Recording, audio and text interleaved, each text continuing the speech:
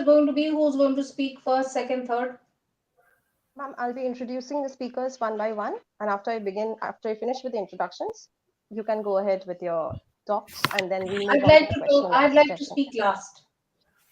All right, ma'am, I'll keep that in mind. So, good evening, everyone. My name is Stella Chitralekha Biswas, and I am a faculty in the Department of English, Sarojini Naidu College for Women, Kolkata. I welcome you to the stories of tribal identity and culture that will explore the role of tribal history and tribal representation in history in shaping cultural identity and ideology, curated under TMYS Review, Summer 2023, in collaboration with the Center for Asia Pacific Initiatives, University of Victoria. We are also calling for the submission of essays, poems, and short stories under the project. To know more about the submission guidelines and the project architecture, please visit www.tellmeyourstory.biz. This evening, I consider myself very privileged to be in the company of our esteemed panelists, Dr. Geetika Ranjan, Ms. Purbasha Mondal, and Ms. Sumedha Verma Ojha, who will shortly share their views and insights with us. The topic for today's discussion is gender roles in tribal traditions and heritage under the sub-theme Tribal Women as Custodians of Traditional Knowledge Systems. Before we begin, I'd like to introduce our speakers. Our first speaker for the session is Dr. Geetika Ranjan. Dr. Geetika Ranjan is professor and head of the Department of Anthropology at Northeastern Hill University, Shillong, Meghalaya. A product of Loreto Convent, Lucknow, and Lucknow University, Professor Geetika Ranjan's interests range from working on tribal and rural development, literary anthropology, anthropology of children, diaspora and migration, and ethnographic research, and she has been working on international and national projects related to these areas. Her recently completed international project on the situation of Nepalese migrant workers in the coal mines of Jaintia Hills, Meghalaya, was in collaboration with universities of Copenhagen and Aarhus in Denmark and with Kathmandu University in Nepal. Her latest study is on the situation of the girl-child domestic laborers in Lucknow city. Recipient of prestigious awards like the Young Scientist Award given by India Science Congress and Research Award awarded by the University Grants Commission, Professor Geetika Ranjan's research interests are well reflected in various international and national publications and as invited lectures in international and national conferences. She carries the honor of being nominated by the Ministry of Environment and Forests, Government of India, as a member of a committee constituted for monitoring the village relocation from the tiger reserves in India in 2012. We are delighted to have you on the panel, Dr. Ranjan. Thank you for joining us this evening. Thank you very much. Our second speaker for the session is Ms. Purbasha Mondal. Ms. Purbasha Mondal is Assistant Professor of English at Shaltora Netaji Centenary College, affiliated to Bankura University in West Bengal. She was felicitated by Professor Bill Ashcroft, University of New South Wales, Australia in 2020. She has received We Grow Academic Excellence Award in 2020, International Global Award in 2021, Humanitarian Peace Award, Social Activist of the Year Award, International Women's Day Achiever Award in 2021, Education Excellence Award in 2021, and Dr. B.R. Ambedkar 130th Birth Anniversary Memories Award in 2021. A very warm welcome to you, Ms. Mondal. Thank you for joining us this evening. Our third speaker for the session Thank you for your kind introduction. Our third speaker for the session is Ms. Sumedha Verma Ojha. Ms. Sumedha Verma Ojha is a Geneva-based ex-bureaucrat, historian, author, columnist, and web series maker, author of the Urnabih series set in Mauryan, India.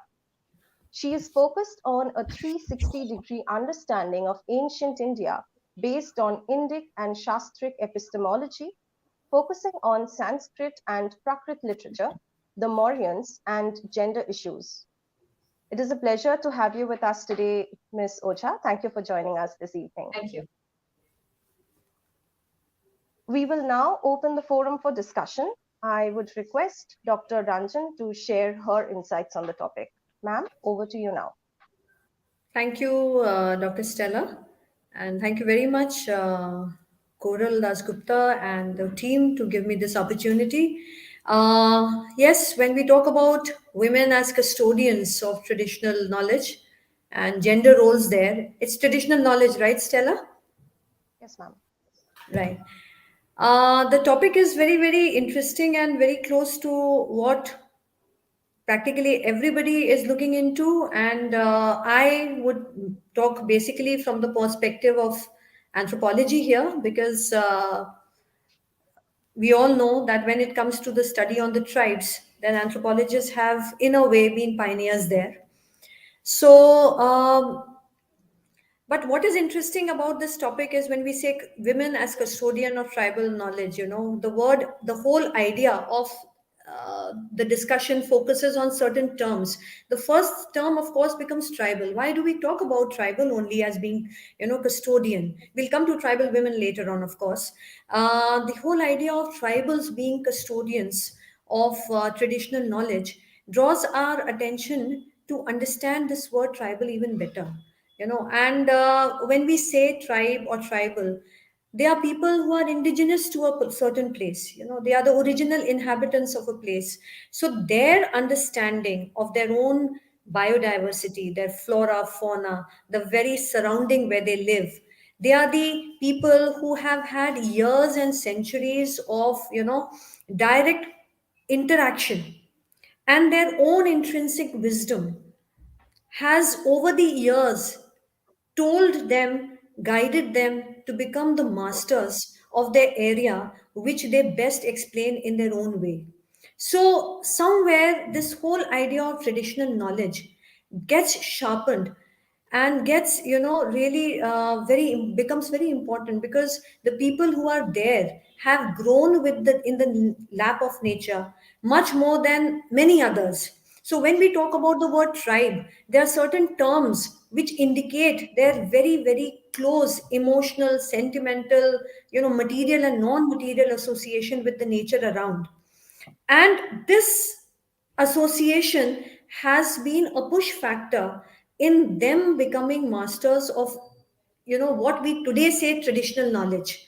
That has come to the global platform as this word traditional knowledge, but it was very much a local knowledge for them. It was a matter of survival for them. So when we use the word tribe, of course, is a term which is very much a colonial construct. And when we look at this tribe from the word from an Indian perspective, the terms that come out are Vanvasi, Vanyajati, Girijan. The very word Van is indicating forest. So their close association with the forest around, with the natural surrounding around, with the birds and the animals, with the flora and fauna, that becomes part of their life. It becomes part of their worldview. So there, how they are able to create knowledge out of everything in their surrounding and pass it down to the generations to come. Mostly this passing down has been in the form of oral tradition, whether it is their art, their craft, their traditional food, which is now taking the form of global cuisines, their attire, their beliefs, their songs, their dance, their folk culture, everything that was for them. They were the creators, they were the producers, they became the preservers, and now they are the proliferators of the knowledge which has gone beyond the tribal area and got recognition at a national, international, global level. So here we see tribes in a very close connection with the traditional knowledge.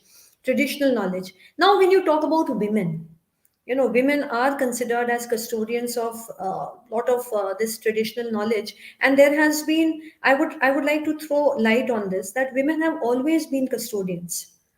But the very fact that the world rose up to this understanding and acceptance that yes, women are custodians and they have a very big share in preserving the traditional knowledge and proliferating it.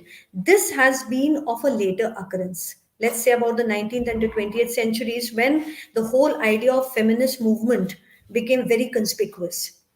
Because when we look at the tribes and the way they have evolved, like any other community, they are not the only human beings. They are tribes, they are non tribes, they are castes, they are subcastes. I mean, these are the categories which we divide human beings into. But then when we look at the history of the tribal culture, and it's not at all, I'm talking in very general terms. Every tribe is very different from the other, having its unique cultural, aspects.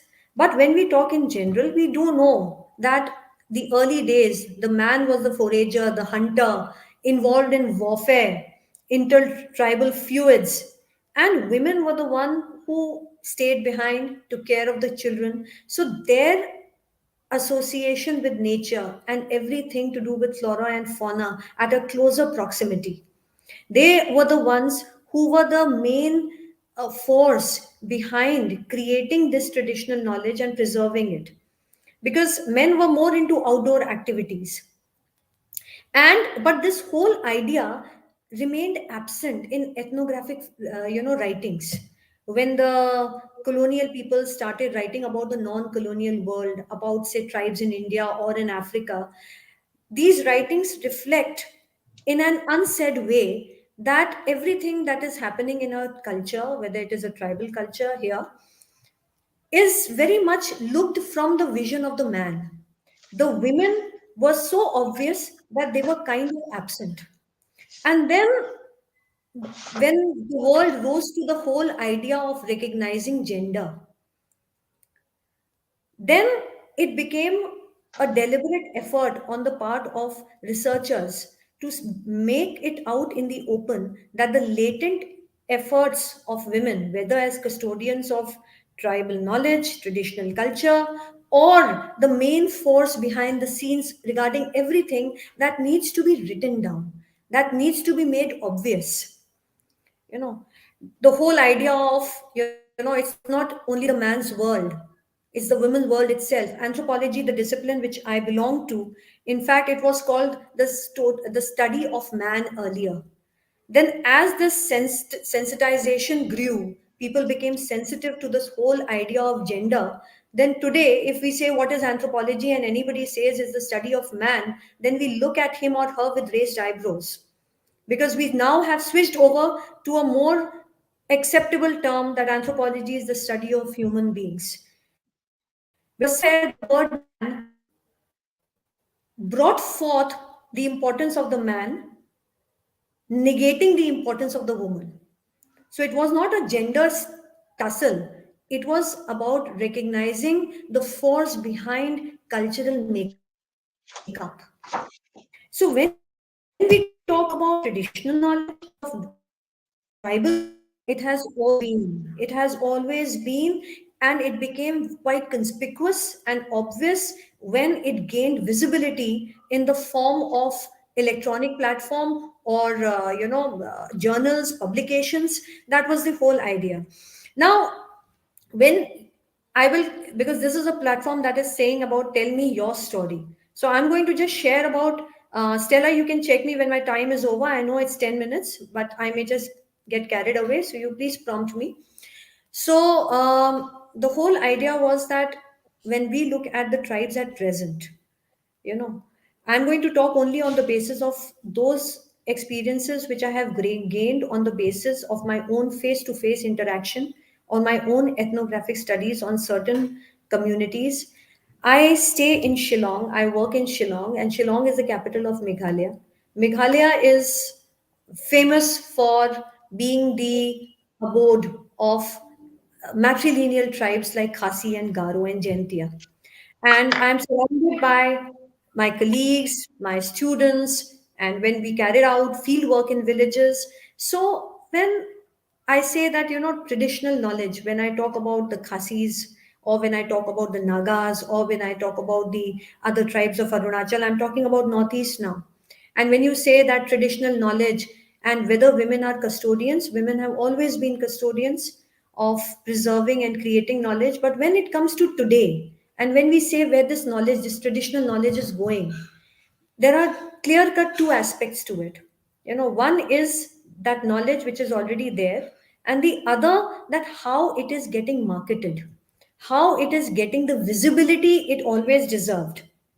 So here we see that both men and women, uh, tribal men and women together are engaged in preserving their intrinsic, their very special, very, tribe unique, tribe specific qualities, their sense of knowledge, their sense of wisdom, both are engaged there.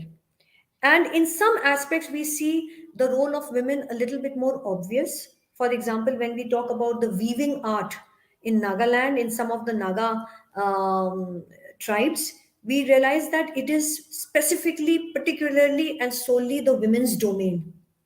And there are stories behind it. There is a tribal rationale behind it, that why it remains a women's domain. And weaving, although is a craft, as we know, anybody can do it. But here, it's the women who have carried down the tradition. They are the main people who make the Naga shawls, Naga attires, Naga clothing. And there, that is one area which is very, very women oriented. And they are the ones who are taking this art forward. Of course, the marketing part engages everybody, including the men, including even the non-tribes. But when it comes to weaving in per se, then it remains a women's domain. And when you say about, women as custodian of, traditional knowledge, that knowledge is very much encapsulated in their myths, in their legends, in their folk songs and dances. In Northeast, the states which are coming under the sixth schedule, women don't really have an active role to play in the political domain, you know, not in the political domain. But women are considered, and I'm talking of tribes of Northeast India in general, women are considered as, institutions in their own right, having that kind of a wisdom, that although they do not have a political position as per the constitution, as per sixth schedule, their advice, their counsel is sought in the enhancement of the values in the community. That also comes as part of traditional knowledge. There are certain groups, women's groups in Nagaland. There are certain women's groups in practically every tribe of Northeast India, which has specially been constituted by the village elders to look into the problems of drugs, look into the problems of, domestic violence, look into the problems of how children are getting into smoking and drinking. And there, the whole idea of morality, what is the moral compass, where what is right and what is wrong, that area is being looked up by the women themselves, although they don't hold as such any political position. But the very fact that respect the community gives them, because they are women, and because they are considered to be people more towards nature side than, the nurture side, it's considered that they will understand the problem, the situation better, and nobody can become better counselors than them. So many tribe, almost all tribes have women organizations which are very, very active in sending out a certain message to the next generation. And in that process of sending out the message to the next generation, are also the main force behind transferring the traditional knowledge, because we are in a day and age where there is excessive culture contact. So tribes are coming into contact with the non-tribes, and this contact is very good. But somewhere this whole process makes the current tribal youth lose out to its own, the beauty of its own culture, unless and until it is specifically driven down on him or her. And the generation continues to take pride in being a tribe apart from being a global citizen. This two coming together is also proliferation of traditional knowledge. Today we see many young people, whether among the Garo or the Khasi, totally driven towards Western music. But when we do ethnographic research, we realize that how they have created fusion music, how they have got their own folk music into limelight and mingled it with the Western songs. Not only that, the whole idea of preserving their own music and giving it a global platform.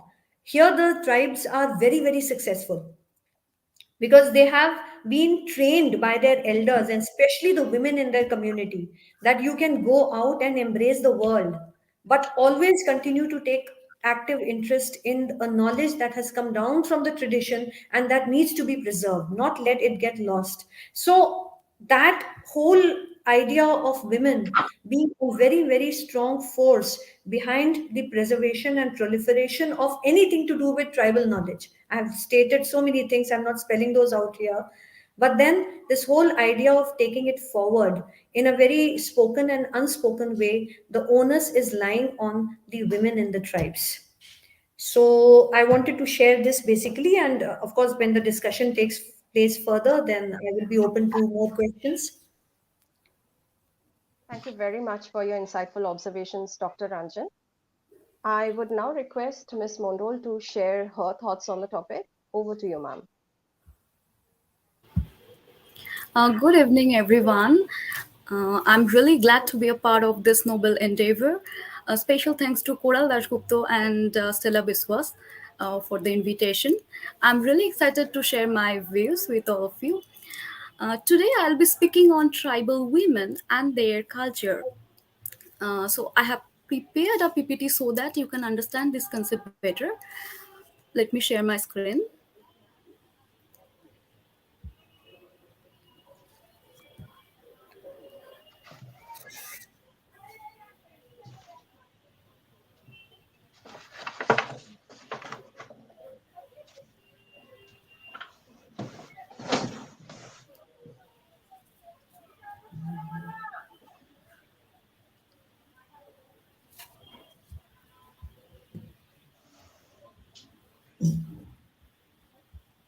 Can you see my screen? It isn't visible yet.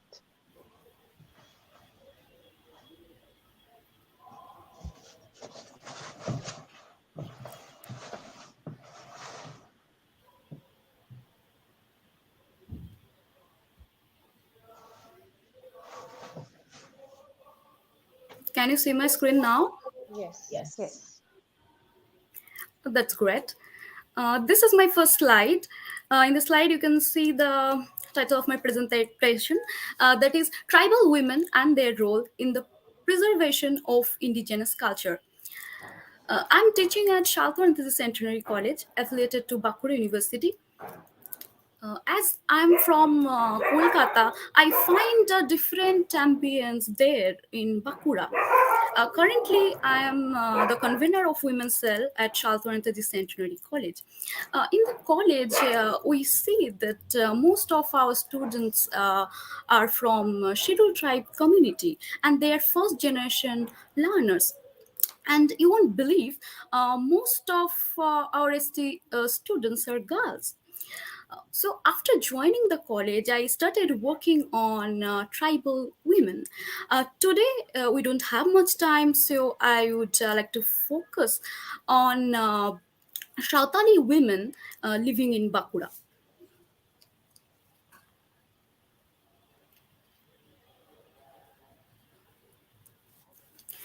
In Shautali society, we find panchayat system. There are 7 persons who play the key role in the Shautali society. They are Maji, Paranik, Jagmaji, Jagparanik Naik, who's the village priest, Kuru Naik Godet, who's the messenger of panchayat. So they control everything. Tribal people are very close to nature. They are the worshippers of nature. In this slide, you can see the picture of a tree. This photo was taken by me when I was invited to attend a Shautali marriage ceremony at Shriyar Bidya village. So, in the marriage ceremony, we find Lagre dance, Dubli song, and others. The Shautali people of Bakura, they consider the Bengali Magh Mash as a new year. In this month, there are various porobs. In Bakura, we find a famous porob that is Nagordola porob. It is called Bogapata porob in Shautali language. In tribal villages, we find a place called Jahir Than where tribal people worship their god. The Sautali women can enter there only in Baha Poro. They can also eat prasad only in Baha festival.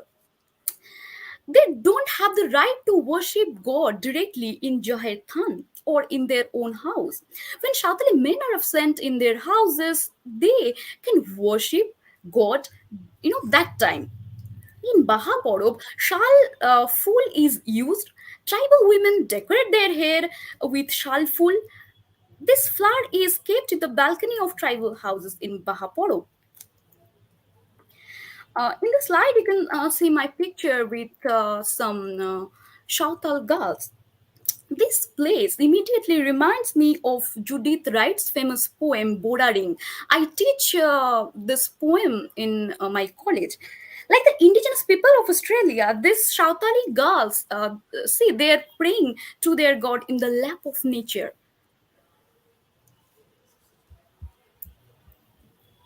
So this is a Shautali house where you can see a place where they pray.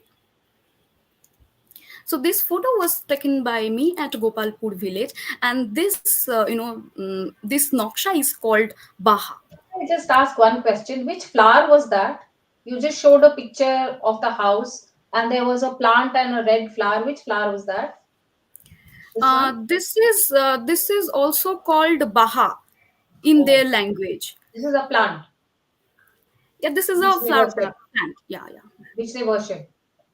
Thank you. yeah, yeah. They worship. Actually, only the Shautal men, they have the right to worship. If they are absent, then Shautal women can worship there. So this paintings and this nokshas, these are also called Baha. So in this slide, you can see a picture of Kulo made by a Shautal woman. So these paintings are also called Baha. Baha means flower, we know that, but these paintings are also called Baha in their Shautal language. So here you can see a picture of Baha. So in this slide, you can see a picture where Shautal women, they cook. And here you can also see some Bahas are there.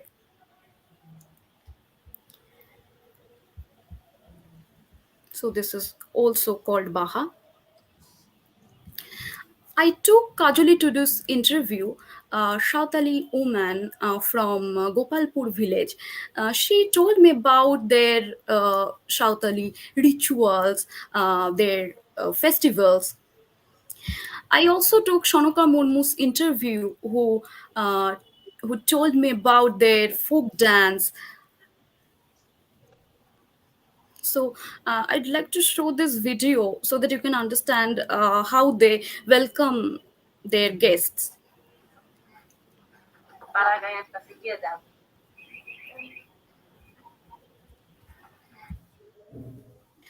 So in this slide, you can see we're holding brooms, which are called uh, Janak in their Shautal languages. So these brooms are actually, the Shautal women are the creators of these brooms. So now I'd like to show you this audio so that you can understand a song which is sung in Bahaporo.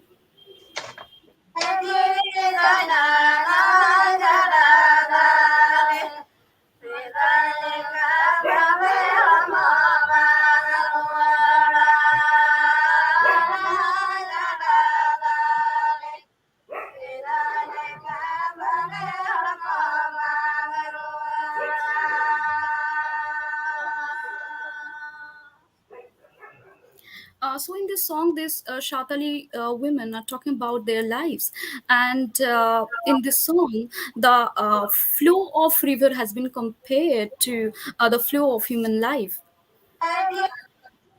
So this is a traditional shari, which which symbolizes, their rich heritage. And the Shautali women, they made this kind of saris during their festivals. So Batna festival is called Shairai of Porob in Shautali language. I would like to show this video.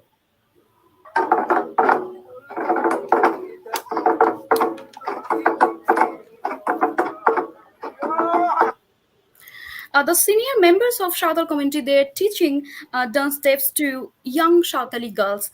So you can see here the Shautali girls are performing in Badna festival.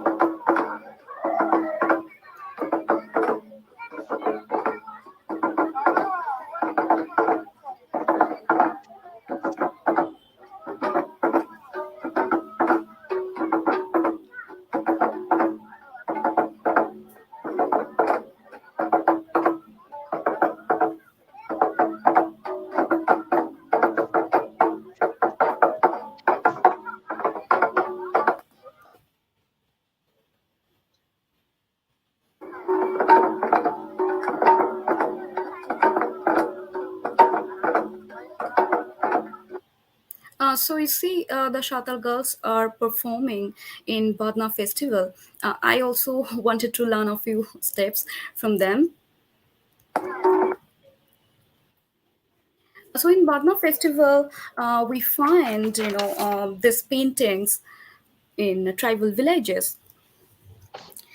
In this festival, Shatali women decorate their houses beautifully. They use color, they use gobor. In the slide, you can see our shuttle students, they're dancing and singing together. This is how they welcomed our guests. Professor Dibnan Bandopadhyay, Honorable Vice Chancellor, Bakur University, Professor Jayanto Kumar Shahar, Honorable Dean, Bakur University, and Dr. Saurabh Datta, the Honorable Inspector of Colleges, Bakur University. Now he's our Honorable Registrar. So this is how they're carrying their culture forward. This is the last slide. In this slide, you can see that I'm wearing a pink shari, and our students are wearing, beautiful sharis. So, where is the difference? These girls, they're wearing sharis in a traditional way. So, for them, their culture grows. For these girls, their culture survives. Thank you for listening. I wonder if I could ask another question. This was very, very interesting. I wonder if I could ask another question. Is it possible, Stella? Yes, ma'am. Sure. Please go ahead. So, Purbasha, I saw the different videos and pictures that you showed us. So, I noted that in one of them, there was a girl who was wearing jeans. She was not wearing the usual festive dress or the dress that the others were wearing. So, has there been that change that clothes are changing, and even for their festivals, they are now wearing jeans, etc. I can see a lot of this in Jharkhand, which is why I wanted to ask you what is happening in Bakura. I will tell you the real story.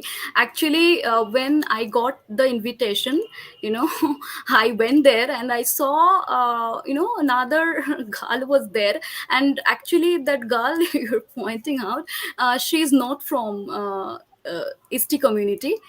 She is a girl. Her name is Parboti, and she's from Bauri community. Or Yeah, she just wanted to join in. yeah, yeah, yeah. So the people She was from the following me. community still keep to their traditional dress. Yeah, yeah, yeah. That's what I wanted to know. Thank you. Thank you.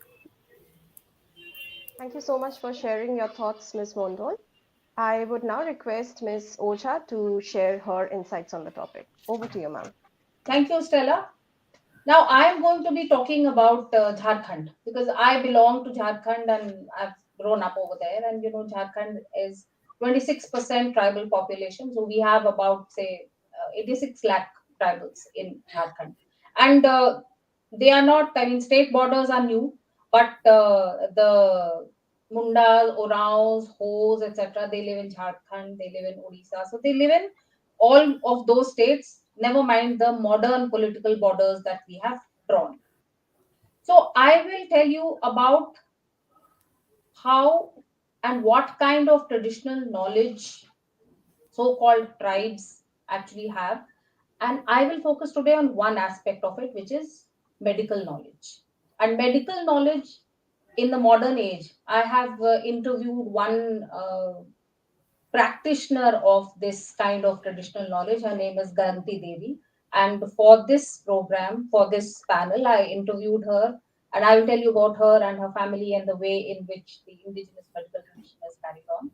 And I will talk about the Sarna way of life, which is the way of life, the religion, the thinking of all these tribals, and how that Sarna way of life is completely connected to the land, as was mentioned by one of the speakers earlier.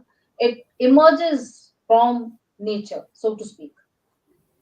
Let us start with noting the fact that tribe is not really a word which existed in India. This was pointed out, and it was said that this is a colonial construct. Very true. So, do you know how they actually define tribes? So, a tribe is a tribe which is mentioned in the scheduled list of tribes. Does this convey anything to anyone? Not really. So it's a very confused kind of concept. It is much better to go back to what is written in our own texts, in our own historical references. Vanvasi, yes, but there is a specific term for this, which is called Atvik. Atvik is a Sanskrit word which comes from the word Atavi, which means forest. So Atvik is that dweller of forests, which we today we can call them Vanvasi. But I think using the word tribal is a misnomer because the word means nothing. In the Indian context, it means absolutely nothing. But we are stuck with it, so to speak. So, like I told you, Jharkhand has about 85 to 86 lakh tribals, and it's a vibrant community.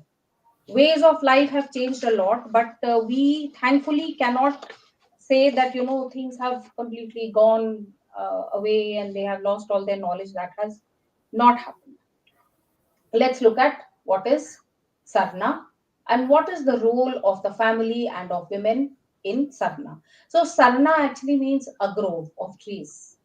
And this grove of trees is what is sacred to all of the people who follow the Sarna way of life, the Sarna religion, whatever you may want to call it. There is a very, very close connect to nature. So, what are their different festivals and how do they carry them out? So, they have somebody in each mohalla or village, which they call, who they call the Pahan. And the Pahan is the village priest. He's also called the Bega, and the assistant is called the Pujar.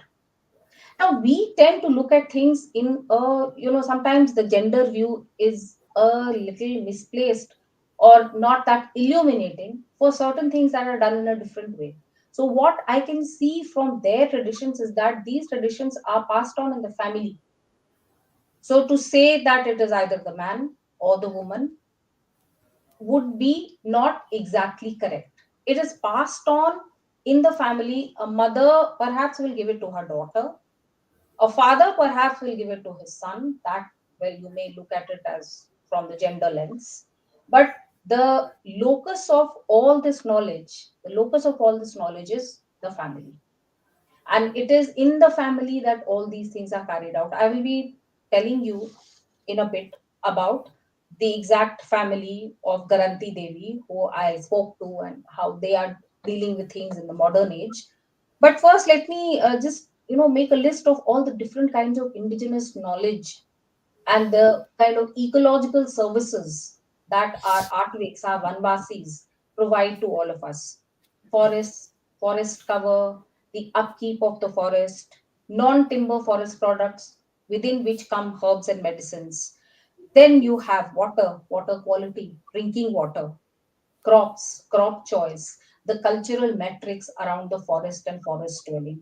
All these things are ecological services which come automatically to the Vanvasis and which are part of their traditional lore, which is passed down from generation to generation.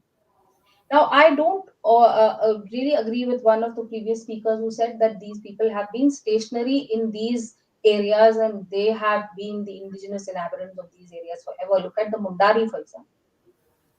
The Mundari have a whole long lore of their own past history, which talks about their migration, their movement through time and space. So it's not as if they are only stationary in one area, but wherever they go, the relationship with the land, the relationship with the earth, the relationship with nature is such that it is completely different from the kind of way in which us city dwellers deal with every day or with soil, or we ignore soil. We try to keep the weather out of our houses. But the way of the Vanvasis is completely different. Now let's look at traditional medicine. So traditional medicine is practiced in this. My particular interviewee was from Gumla, which is a little city, little town near Ranchi, and this place is called Cheli Tola. This family of the priest, the Pahan, they are called Bhagats, and the one I spoke to, and I actually spoke to his sister, is Chanda Bhagat, and his wife is called Garanti Devi. So part of the family lives in the village, and some parts of it have migrated to Ranchi or to bigger cities. So the lady I spoke to lives in Ranchi, but she practices her own medicine. She has her own medical knowledge, and she disseminates it not only in the area of Ranchi where she lives, but also when she goes back. So she is actually a medical practitioner who is very much in demand, because remember all this allopathic medicine and doctors and clinics and paying for little pills, all this is very expensive.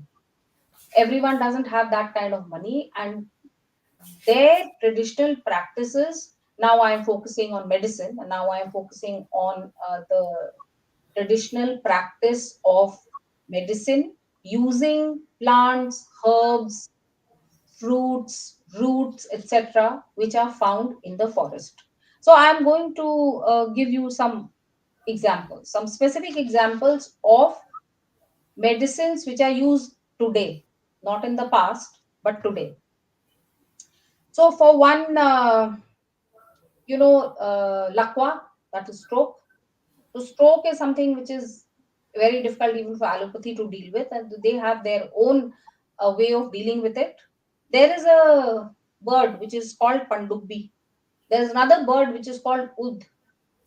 So they hunt that bird down, kill it, and then they cook it in oil of mustard, that is sarson tel.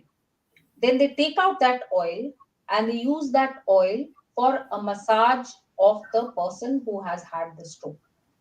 And this is very effective in getting that person back up. And unfortunately, field studies on exact efficacy and efficacy percentage and the kind of way in which we want our data today, I am not aware if they have been carried out. But as far as that community is concerned, they rely on these doctors. Now, what else? I'm going to just give you a list of the things that Garanti Devi told me about when I spoke to her last week. So, there is a medicine for diabetes, which is the Sadabahar tree. So, the root of that tree is dried, and then it is powdered, then it is mixed with water and drunk. Then you have a cure for jaundice, which is called, there's a saag which is called Benka saag with round leaves. It's very common in Jharkhand. So you eat that. Then you also have different kinds of things for, say, fever.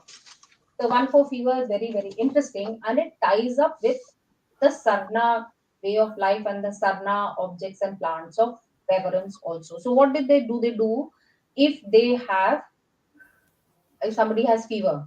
So you know the banyan tree, the vatvriksh, it has those jatas. I'm sure all of us would be familiar with that. So they take those out, they weave them into ropes, they tie them around the neck, the wrist, and the ankle. And after a few hours, it takes away the fever. So this is the Vatvriksh. This is the banyan tree. And this is one of the trees which is very much revered. In fact, for the Sarnas, there are some important festivals. One is Sarhul, one is Karma. And during Karma, actually, they pray to the banyan tree. During Sarhul, they pray to the sal tree. And then there is the actual Sarna celebration, which will come very soon, during which time they also do some things for weather prediction and for prediction of the monsoon. You know, they the Pahan will keep pots of water at night and then get up in the morning and check whether the water level has gone down in the pot or gone up. If it goes down, there's going to be a drought, and if it goes up, then the rain is going to be good. So this has some sense and logic behind it because it depends on the humidity in the air and whether there has been dew which has actually increased the level of the water, or whether the dryness has sucked the water out. And in fact, these predictions are not that bad. You know, we read it in the papers every year. The Ranchi papers, we read it every year, and they are not too bad. So, what are the other things that they do? These are called jungle ki dawai. So they get these things from Stella. Please tell me if I'm taking too much time. Do I have some more time? Yes, ma'am. Okay. So this jungli dawai, for example, if there is a child with weak bones, what do? They take ghee, then they mix it with a creeper which is called bui champa, which is found in the jungle. Boil those leaves, mince those leaves, give it to the child as a little bit of chutney, mix it in oil, and then massage it on the child's legs, arms, wherever, whatever bones are weak. So it is done for a month or a few months for health and strength, and it makes the baby or the child strong. I already told you about fever. So then there is also a medicine for piles, which is katha. Katha is a very common thing. All of us know about it. We eat it with pan. So katha is again, it is minced, it is pounded, and then it is eaten. Then you have kudrum. There is a fruit called kudrum. So if there are any stomach difficulties, then that kudrum chutney is mixed with mard. Mar, how, what do I say? It is the water after you boil the rice, the starchy water which is left, that is called mar. At least that's what we call it. So you mix this kudrum with this mar and you drink it. Otherwise, imli, the fruit, again very common. So the leaves of imli, dry them, crumble them, and eat them if your stomach has any difficulty. If there is pain, muscular pain, pain in the bones, etc. So there is another fruit called karonda. So that karonda, you take the root and then you process it and eat it, and that will help in the heart dard. Then there is the leaves of the ashok tree. There is the root of the saijan tree. Then there is the root of the putri tree. All of these are dried, powdered, and then they are either mixed with something and eaten or massaged, etc. Now, what about the idea of being the custodian of these traditions? Now, everything that I have told you is what has been told to me by Garanti Devi. So Garanti Devi does all this. You know, interestingly, she was a child born feet first. In her tribe or in her area, community, such children are called dawa bacha. That's the term she told me. And they have medicinal powers and they have extra powers. She told me as soon as she could walk, or maybe she was 6, 7 years old, once her mother told her to go and take a walk around the entire village's farms. They were growing wheat and the plants were not doing well. So she was told to walk all around the kit, and after that the plants would become better and more wheat would be produced. That was the idea, and I believe it must have worked. So she was taught by her mother, by her brother, as somebody who has to take forward the tradition of medicine because she has these special powers. So she practices in the village, she practices in the town where she lives. She goes back to the village to get certain herbs. She goes back to the village. Remember, her brother is the Pahan. That means he is the priest. So she learns a lot from her brother. Her brother is teaching his children also. She is teaching her one. She has three children. The son does not care about all this, but she is teaching her two daughters, especially the youngest one who seems to be developing. She is now 4 or 5 years old. She seems to be developing the same kind of instincts and learning that her mother had. So Garanti Devi is now teaching her daughter. Now, interestingly, of course, her daughter is called Sejal. Now, Sejal is not a name which is at all local to Jharkhand. Sejal is a name from Gujarat. So these are some cross-cultural currents which are coming in, which is why I was asking about those jeans. Because what I find in Jharkhand is that clothes have changed a lot, and jeans and long dresses have now become the common dress for maybe Ho, Munda, Rao, all of them, everyone. So many changes are also coming in. But when I was asking her if she felt that this knowledge was dying out, and in Jharkhand we call this Hodopathy. So Ho is a tribe. Ho also means man or humankind, and Hodopathy means looking at pathy. They've just borrowed from Greek and Latin, so that is something again modern.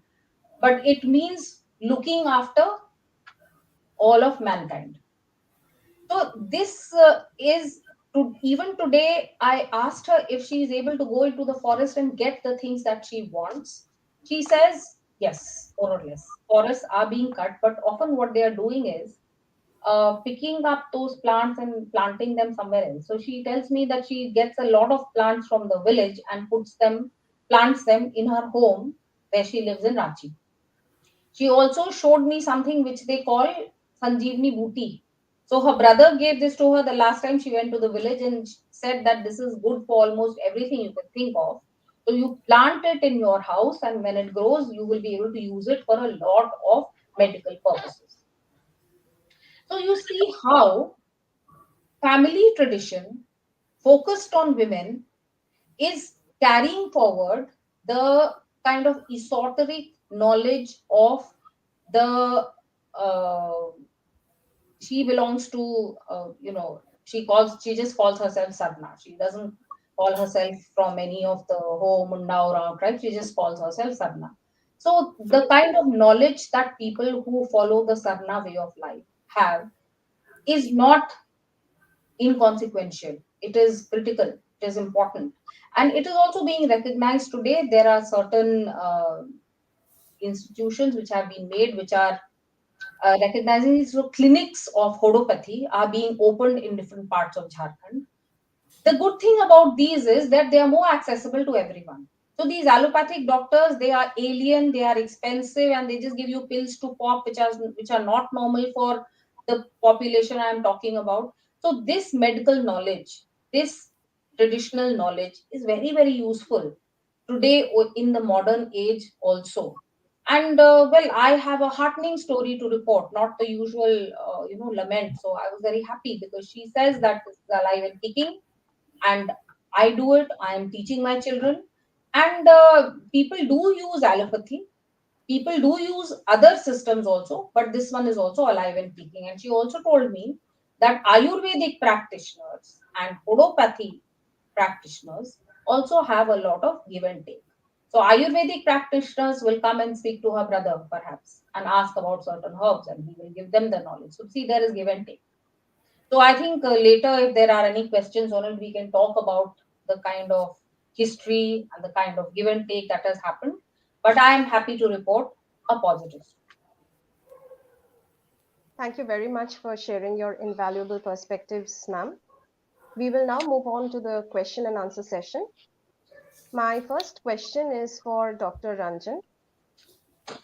What are some of the areas where you feel the rights of tribal or indigenous women should be paid particular attention to within the Indian context, since they are critical as custodians of traditional knowledge? Um, See, I would say that women, the ones which we have, researched upon, basically they are away from the humdrum of the city life, very much in the interiors of the village. A lot of traditional knowledge is being preserved and taken forward by women, and this the products, whether it is in the form of pickles being made out of bamboo shoot, and bamboo shoot itself is a very special food item of the northeast. So whether it is these local cuisines or handicrafts, all these things which are being made, when they are marketed and taken to the towns, taken to the national platforms, somewhere the usual saga of the main manufacturer and the main producer not getting its complete due, that is something which we have observed. And that's basically because when you I mean, if I talk about Meghalaya, then the city that takes over the whole of Meghalaya is Shillong. But when we go to the interiors of Meghalaya, to the very deep villages which are not very easily accessible also, there you realize that wonderful traditional knowledge and its products are being made, and by the time they are coming to the city and becoming something of the fashion of today, the kind of money which is going to the manufacturing women is very, very nominal. A lot is going amiss in between. And that is not only of Northeast India. I've seen even in Uttar Pradesh, Uttarakhand, wherever I've done my own field work. So this whole idea of women who are custodians, women who are the preservers, producers, and proliferators of traditional knowledge and its products, they should be duly recognized, not only economically but also in other ways. Their effort is going in a way unrecognized unless and until you are carrying out very specific grassroots level research. So I think it is not only for tribal women, it talks a lot about women empowerment also. So their due needs to come to them, which I find missing. The product takes over, the manufacturer takes a back seat. Thank you very much for answering that, ma'am. My next question is for Ms. Mondal. Would you say that the sense of community around shared and inherited traditional elements, such as symbols, icons, and rituals, provides tribal women a scope for emancipation, even though these are essentially gender specific? Thank you for your question. In tribal festivals, the most interesting thing I find is Baha. As I have already mentioned, Bahas are wonderful designs, beautiful paintings you find in the wall of tribal houses. When tribal women paint their walls, they have the freedom to decorate their houses as they wish. Of course, as most of the tribal women, their housewives, these rituals provide them a scope for emancipation. Thank you very much for answering that. My next question is for Ms. Ojha. You have researched richly on ancient Indian history and Sanskrit literature, which has culminated in some of your best known works, such as the Urnabiha series. Could you perhaps tell us a bit more about certain instances in such historical revisitations in which women of ancient India, more particularly tribal women, are projected as crucial custodians of traditional knowledge? Thank you. That's a very interesting question. Two of the things that I have worked on very centrally, one is the Mauryan period of Indian history, and the other is the Ramayana. So I will speak to you about both. In the first, the for some of the evidences that we get from the for the Mauryan period come from the Arthashastra, and they come from the edicts of Samrat Ashoka. In both of these, the word that I use, Artvik, is very much mentioned. Artviks are forest dwellers, and these forest dwellers have a very close relationship with the imperial power of the Mauryans. And what are the aspects of power of the relationship? The same things that we spoke about: forest, forest produce, herbs, animals, nature reserves, all these are mentioned not just in the Arthashastra but in the edicts of Ashok. And the mention is in such a way that they want to maintain cooperation with these rich sources of local knowledge and indigenous knowledge. And they also want cooperation between the empire and the city and the forest dwellers. Remember, at the time, the idea of ruling was not that each and every little bit would be controlled by the king. There were lots of things which were controlled by the people themselves, and there were some things which were actually which led up to imperial power. So there was this very good balance of power during the Mauryan period, as mentioned in the edicts of Ashok and as mentioned in the Arthashastra. Now, if you want to look at a model of a particular tribal woman, it's a little difficult, but we have one example, which is from the Ramayana, which is why I mentioned that that is my other area of expertise. We all know the story of Shabri and the bear that she fed to Lord Ram when he was during his Vanvas. Now, what is the significance of the story? Who was Shabri? So, Shabri was from a particular tribe, which is, it's called the Shabar or Shaura tribe. It is mentioned in Greek sources such as Megasthenes Indica. He mentions the Sauras. And this is an ethnic Munda tribe. And what did Shabri feed to Lord Ram? She gave him a bear. What is a bear? It is a fruit which manifold many medical applications, whether it be for wounds, whether it be for diabetes care, whether for heart care. There is a whole list. I mean, you can open a Wikipedia article or an encyclopedia article on it and see that the bear is a veritable symbol of medical efficacy. And Shabri, what is she the symbol of? She was a Munda woman. And amongst many of these tribes, the Pahan or Bega or Shaman is a woman who mediates between the living and the dead. So Shabri is that example of a female Bega or a female Pahan. And the bear is that example of indigenous medical lore, and the offering to Lord Ram is to enshrine this idea, this knowledge forever and ever, because the Ramayana is eternal in India. We will always remember Shabri, the Munda woman, and we will always remember the bear, indigenous medical knowledge. Thank you very much for answering that, ma'am. My next question is for Dr. Ranjan. You have conducted extensive research on the Bhoska tribes who inhabit the Tarai regions of Dehradun, Nainital, Bijnor, and Theri Garhwal districts, and who have been enlisted as one of the primitive tribal groups in India. So could you tell us more about the ways in which the women of these tribes retain their individuality, cultural heritage, and traditions in this age of globalization? I think they are able to retain their individuality, their cultural tradition, because women among the Bhoksa hold a very important position. Uh, we don't now use this label primitive tribal group, that is has been replaced by the term particularly vulnerable tribal group, because the word primitive smacks of a lot of bias and ethnocentrism. That whom are we calling primitive? Am I too modern for that? So the term is now PVTG instead of PTG. And yes, Boksa is a tribe which comes in that category, and it says a couple of things. A tribe which is primitive tribal group erstwhile, or particularly vulnerable tribal group of today, is a tribe which is lagging behind in many aspects. There are around 84, 85 tribes in India which are in that category. And they are there because of very low level of literacy, very still very rudimentary and primitive ways of doing agriculture, and also because their population is kind of going down. So the reason for them to fit in this category is because they need to be, pepped up in the race towards development. Number one. Regarding women, there women hold an important position, and this sense of important position among the Bhoksa becomes even more conspicuous when you compare the women with their neighbors. Bhoksa villages, I carried out fieldwork there for years together.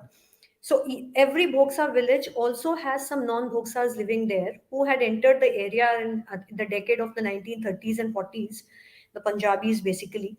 So today when we see that the 73rd Amendment of the Constitution has given this opportunity to women to stand and become part of the Gram Panchayats and hold leadership positions, and we see a Bhoksa women there, heading the panchayat, and another panchayat being headed by a non-Bhoksa Punjabi women, then the position of the Bhoksa tribal women becomes even more clear because she is able to hold on her own. Whereas the non-tribe Bhoksa woman is there as a pradhan, but more as a puppet in the hands of her male relatives.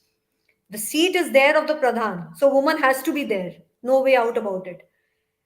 The very fact that the Bhoksa women are more emancipated, more empowered, it becomes even more obvious when you compare it to the neighboring non-Bhoksa women.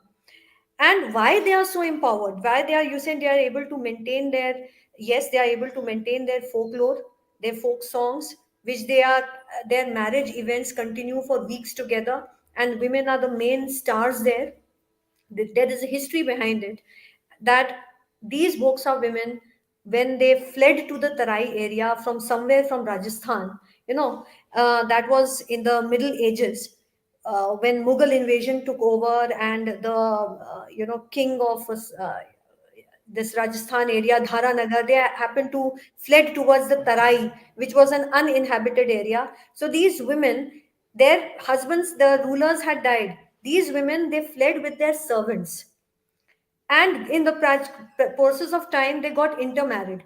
So the servant marrying the queen or queen like character, that has come down as a tradition of even today Bhoksa women being held as queens by their husband.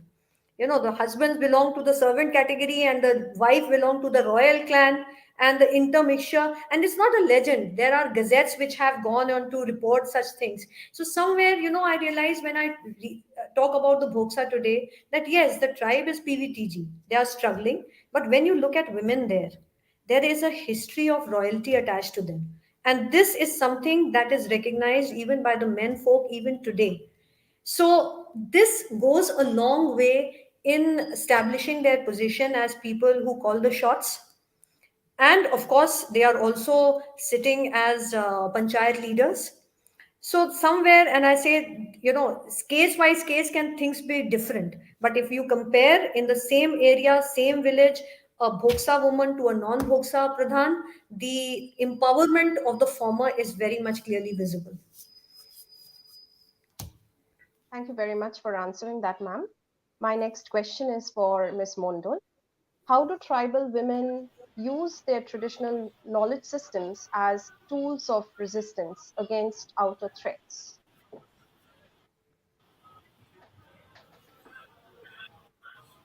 Thank you for this question. Very interesting. Uh, the contribution of tribal women has been erased from the history books. The Bhadraloks have neglected their culture. They have marginalized tribal culture, tribal language. So when a girl speaks her mother tongue, it's a tool of resistance. So for tribal women, their songs are tools of resistance. For them, their dances are tools of resistance. Thank you very much for answering that, Ms. Mondal. Uh, my last question is for Ms. Ojha, and this is a question from the audience. Is it possible to revive old Varnashram system today? Some Hare Krishna communities are trying that. What are your views? And this is the second part of the question. In Varnashram, can a woman's Varna be different from her husband after marriage? Or she takes her husband's Varna with the last name? Okay, so that's a good question, because Varnashram Dharma is my most basic area of research, and the next book that I'm writing on the women of ancient India is actually going to be in this framework. So, good question, audience. Now, Varna and Ashram is two different things. Varn and Jati system is one thing, and Ashram is, I'm sure you're all aware, it is the ashram. There are four ashrams, from Brahmacharya to Grihast to Vanprasth to Sannyas. So, these two are a little different. As far as the Varn system is concerned, today the old Varn system does not exist. Caste is not equal to Varn, and the rules for Varn and jati are different. So the question that has come should have been that if one jati, a woman from one jati marries a man from another jati, what happens to that? Because varn is an overarching structure, and the jatis are those things that people belong to, and each jati belongs to a particular varn. So there are only four varns: Brahman, Kshatriya, Vaishya, and Shudra, and there are maybe thousands and thousands of jatis. So normally the woman who marries a man, I mean, if there is an interjati marriage, the rules for that are set down in various dharma sutras. There are anulom and vilom marriages, and rules are accordingly set depending on which jati did the woman come from and which jati did the man come from. So there will definitely be a change, but what the change will be and what the children will become is not something that you can, there is no one answer for that. For that you will have to consult the dharma sutra, where there is a whole long list of if this happens then that will happen. Then the other question was, can varn ashram dhan be revived? This is uh, I think that the question is still open for me, and I'm exploring this question. I also teach at a college in Pune where we do modern Shastric sociology. So, this is a question for one of the courses. And the answers that I get and the discussions that I do, my sense is that modern life has changed a lot.